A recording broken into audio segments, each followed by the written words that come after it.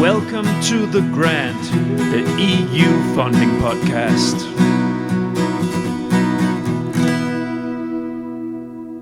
We have reached a stage where it is crucial that you start to get partners on board to gain momentum for your ingenious project idea. For this, you need to be able to send some information to the partners you would like to have on board. In this wonderful parallel world of EU R&D funding, this is called a concept note. This is at the same time a resume and a marketing document for your project idea. In this episode, I share my take on how to approach this part of the process and how to structure the document. And once again, thanks for everybody who is jumping on board the initiative right now. It's still overwhelming. It's not as boosting as when it was launched last week, but I have a steady flow of people coming in and steady flow of people writing nice comments and sending me personal messages in LinkedIn and so on. So thanks a lot to everybody for this. Here's your episode on the concept note. The Grant. Welcome to the 6th episode of The Grant, the EU funding podcast. Here I'm continuing with my timeline series that I have initiated this podcast initiative with. We have reached to the element of the concept note. Until now, I have covered the basic idea, identifying the funding, reading the call text, and the last episode I went into the idea and concept development of the basic idea into a full-fledged project concept. And now we have reached to the concept note that most of you preparing proposals would need to prepare in order to gather interest around your proposal to get the right partners on board. So this is specifically for the ones of you that sit and write the proposal and coordinate the process to get people on board. In this episode, for the concept note, the bullets that I have dotted down on my piece of paper is that first I will go through what you need to make a good concept note. Then I will run through the function it has. Then I will run through the structure, recommend the structure of the concept note, and then finally the things to be aware of. And as always in the end, I will go through what I consider the toughest challenge to crack when you deal with this specific element. So first, what do you need to make a good concept note? Well, first of all, a good concept note has clear and short descriptions. It's describing the clear concept, so it's understandable even for non-academic. It has a clear outline of which partners you would need to carry out the task, and it has a clear outline of the elements that still needs to be developed if you're not fully clear of some elements of the project. Now, let's move on to the function of the concept note. So the concept note, it's vital for you to get the extraordinary key partners on board that you're looking for. This is a resume of your basic idea, but it's professionalized. So you put it into a document where you have the description of the motivation for why you want to deal with it. You go through what it actually solves and the ingenuity of the project idea that you're dealing with. And then you, if you can, you outline the work package structure in short, maybe not all, but the things that you already do cover. The point with all this, it is that shaping this up in a resume, short 2 to 3 pages, it will give you the business card, so to say, the business card info material package that you need to send out when you approach the partners that you want to get on board. That's the key function. But what it also does for you, the other function that actually is maybe equally important, it is the first time that you have to get pen to paper. So it's the first time in the exercise of starting the process towards writing the actual proposals. It's the first time where you will have to structure text that is more concise and descriptive around your project idea and put it into a coherent description in the project, European proposal project context. You might have written down the technical elements that you want to do, but here it's the first time that you roll it out coherently and holistically. So the technical parts, but also the horizontal parts that I mentioned in the last episode. About dissemination communication, for instance, if there are any life cycle assessments, horizontal elements that binds the whole project together as a European project, as a horizon project, and not just a commercial project idea. So together with the work package PowerPoint draft that I recommended in the last episode, it will be a package, an information package, recruitment package, so to say, for your proposal to send out to the partners that you want to invite in. And just like with the work package PowerPoint, that shapes up visually the structure of the proposal in work packages and sub tasks and so on. This is an organic document. So you will realize that you have your first descriptions that you work together. I will come back to that in a second. But you realize when you work it out and you start to move on in the process of recruiting, you will have more partners on board, and the discussions and talks will elaborate, and you will have to refine the concept note as it move on. But that's the nature of the document. It's never really finished. It finishes. I think it truly finishes towards the end of settling the consortium, because then you start to move into starting to write the actual proposal itself, and you can maybe take some of the text bites to start from conceptually when you start to do the actual proposal. So that's the function. Now, if we move on to what is the structure? How's the structure of such a concept note? Well, you should think of it, as mentioned, as a resume of the project proposal you want to do. So, as such, it should have it's not just a resume, but it's also an information document.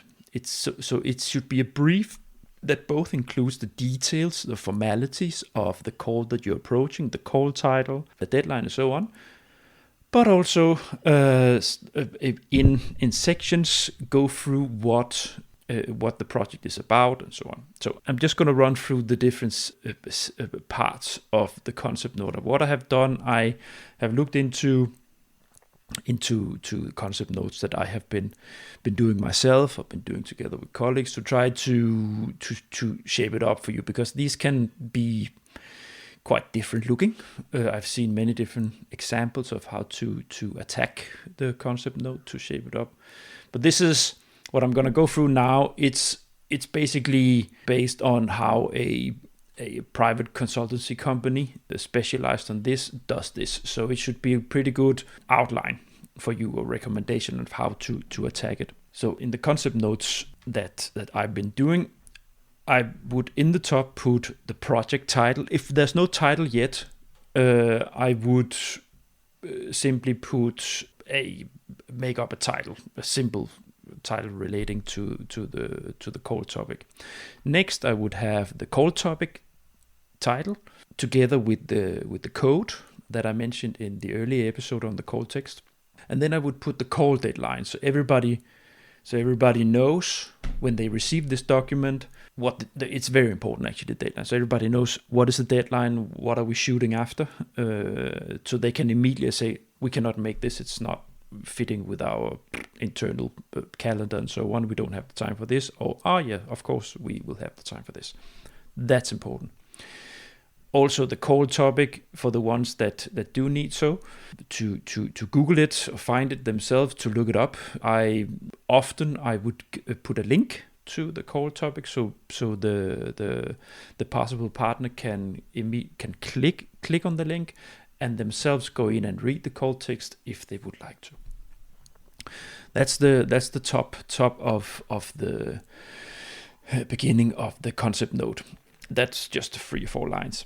So next comes the actual poetry, so to say, so the project description. So that would be the next box. Project description, where you outline, give a resume of what it is you want to do. So how I would normally structure this, how I have structured this, is that there would normally be a fly-in. So a project context. This is also something you will need to have in the actual proposal itself, where you make a description of setting the scene. So here, for instance, the one I'm looking at now, it was for a energy poverty related call back in 2020. So here the fly-in mentions how many households in Europe is struggling with energy poverty, how many the problems about inefficient buildings and appliances, how many households are under pressure, to have sort of a broad fly-in to set the scene, what we're dealing with here. And then you within 10, 15 lines, you narrow in to the problem that you want to solve. And then in the end of that, so that's about, if I look at the page I'm looking at here, it's about half a page, the fly-in. And then in the end of the fly-in, come to the fact how you want to address the topic. And that's only 4 lines, just short. Next, what I'm looking at here is that either you can have state-of-the-art section, a paragraph describing what has already been done, what is already on the table, what is out there, and where does that fail to meet the targets that you want to solve. It's not always necessary to have this.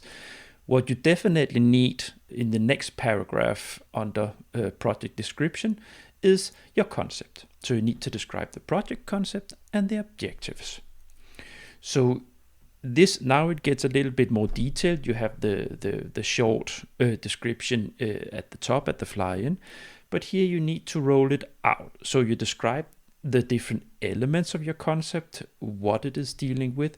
And here, for instance, when I'm looking at this, we have put that the concept includes, there's an element of information gathering, analysis, and mapping. There's some stakeholder involvement. This is something about knowledge and information sharing. Then there are energy saving services, training and advice, some living labs. So these are the headlines that you have on top of your concept that you have decided to include in solving the problem. These things are descriptions of what you have already carved out at the earlier stage that I described in the last episode on idea and concept development. So here, if you have done that process to carve out things in a clear way, then you have an overview of the different work packages, the different elements of the project you want to carry out, and you also have sub-activities related under each headline. So this is basically what is done here. Here it's folded out in text, and each text here is between a quarter of a page and half a page. It doesn't always have to be that long. What is most important here is that you have the headline element and you describe what you would like to do under this element to solve that issue that you overall want to solve.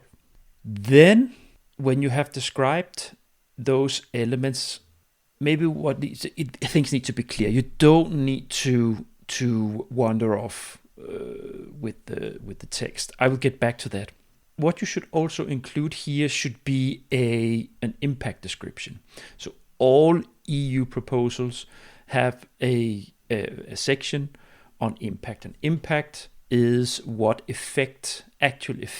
concrete effect that the project concept has on the real world, so to say. What does it do of concrete results that will have an effect on this and that and this and that.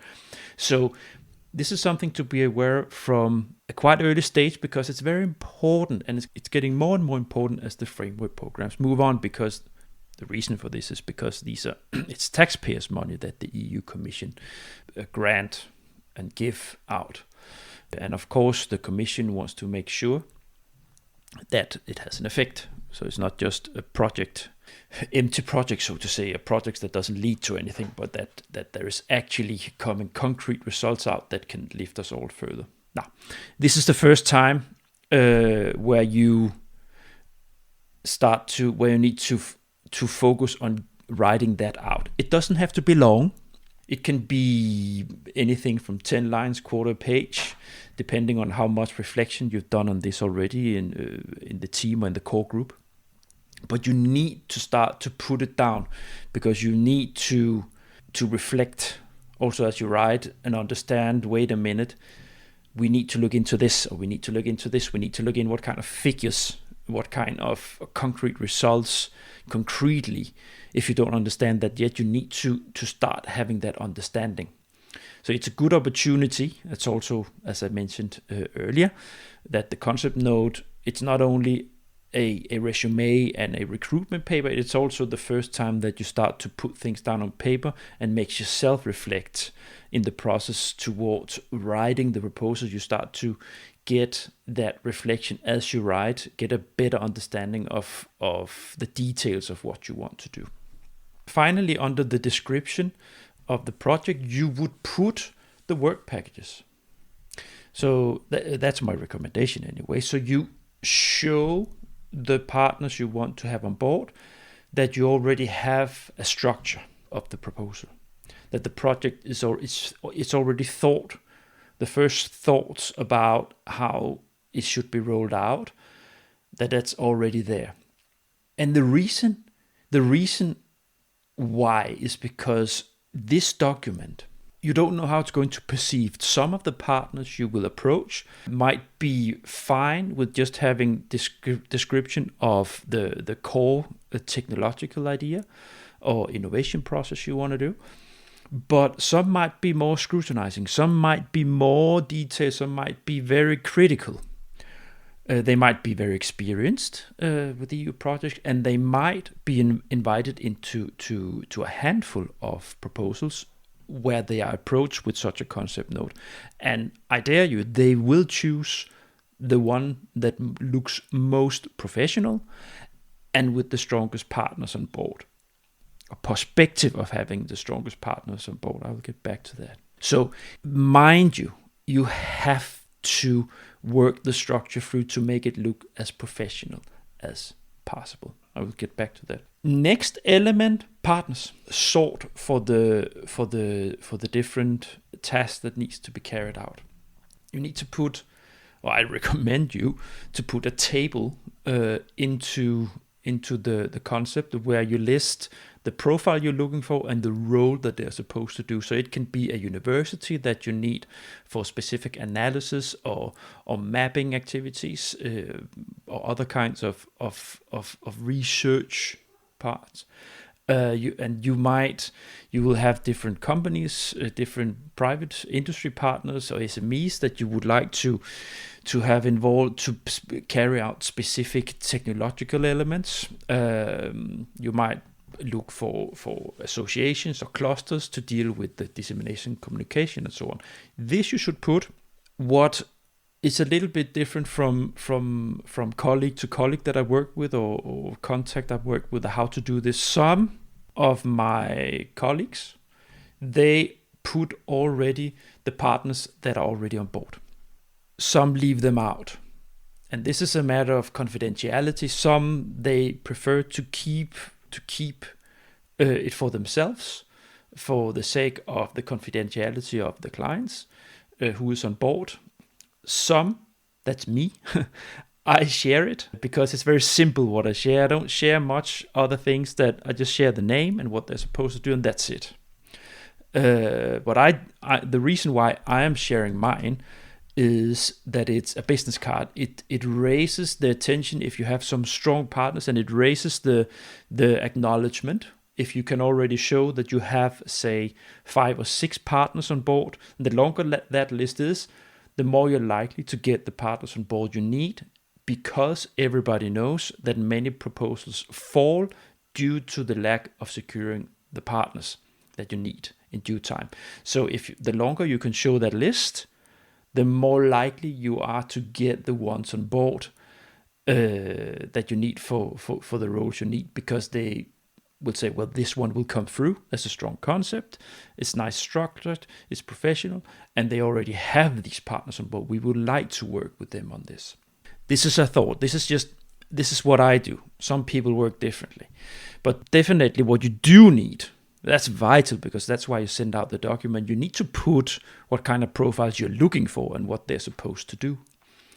And what you can do, that's also a recommendation. What I do, I have my work package PowerPoint one slider with the overview of the structure of the work packages and the flow of the work. But what I do, I also put in that the partners that I put them in little boxes into the work package boxes. So there's a clear overview for the partners that we try to attract, who is on board and where they are plotted in. And in there, I then also put gray boxes in other colors showing here we need someone who can do this and this and this. So it's very clear visually also for the receiver why we have approached them and where they would fit, and then leave it open for discussions if there are other elements or activities they can also be involved in. At the end of the concept note, sometimes I would put the next steps, so it's clear for the receiver where we are in the process of securing the consortium and writing the proposal. So it can be settling consortium by this or this date, starting proposal writing this or this date, having work package group meeting this or this dates, and so on. It depends. Sometimes I put it, sometimes I don't. It depends a little bit what I think I need to reveal. And you should think yourself. It depends also on the individual person, what you like to share with the group. Finally, I always put the contact details, of course, of myself and the colleagues I work with. Also, sometimes of the coordinator, if the coordinator is secured, for the contact, naturally, phone number and email of course, to make sure if they send it around. So, of course, I have the email of the person I reach out to, but if they share it with someone inside their organization or with other people in their network, then it's secure that they can always find the origin person, you namely, in the document. If you do it like this, you are sure that you have a good solid structure at the same time as you will do the exercise of starting the writing process of carving out in words what you actually want to do. Let's move on to things to be aware of. Well, first of all, you need to make it look worked through. It can be a draft if you still miss some reflections or inputs, but for the sake of the receiver and the partners you want to get on board your proposal, you need to make this look professional. Work it over a couple of days if need be. Get back to it or work together with a colleague on it. My recommendation would be that there should be one person with the key responsibility for setting this up and doing the first work. But indeed, if you feel better working 2-on-2 in the initial phase, fine. How I've been working with this is that there's a person that takes the responsibility to write it out in the first place, and then we sit together afterwards and work through with comments, the comments function in Word, to adjust or add or adjust the text. And also with the core group. So if you have core partners at this stage already on board, 2 or 3 partners, that you have sort of the confidentiality around the process of shaping this up, share it with them, get their input, so you can make sure that it has the right angle or doesn't miss any of the important technical elements that you might not yourself be fully aware of. I think these are the most important things.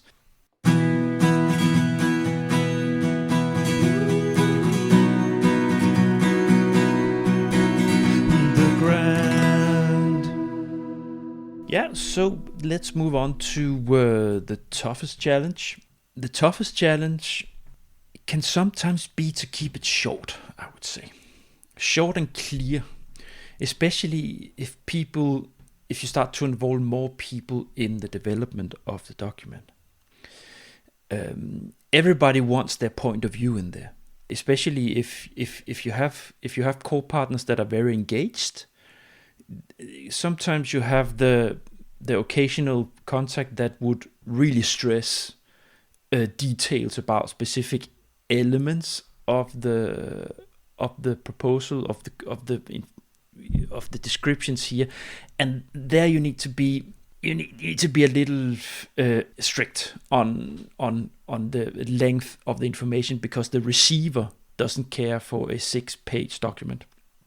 It's very few that I have run into that really wants a very detailed concept note description. That's not what the document is supposed to do. The concept note is supposed to sell the project concept and give a short, clear description of the steps you are considering taking to solving that problem, and then outline the structure and the partners and what you need of kind of partners for that. It doesn't have to be long scientific or academic descriptions of the different technical elements, because you will have enough place for that in the proposal itself if need be. Here, you need to sell it.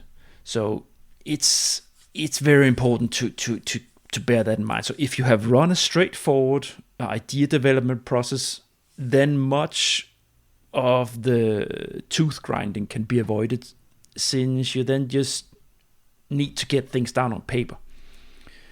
But if the process already starts to walk with a limp, so to say, with a lack of feedback or late feedback from your core team or colleagues, or unclear discussions where you where you fail a little bit to cover all angles, or it moves in a direction with too much detail, then it can be a challenge to develop a coherent and clear text.